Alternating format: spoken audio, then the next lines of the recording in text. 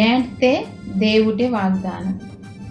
హృదయము శుద్ధింగమందునోరు దేవుటిని ఊడితోరు. మత్తయి సువార్త 5:8.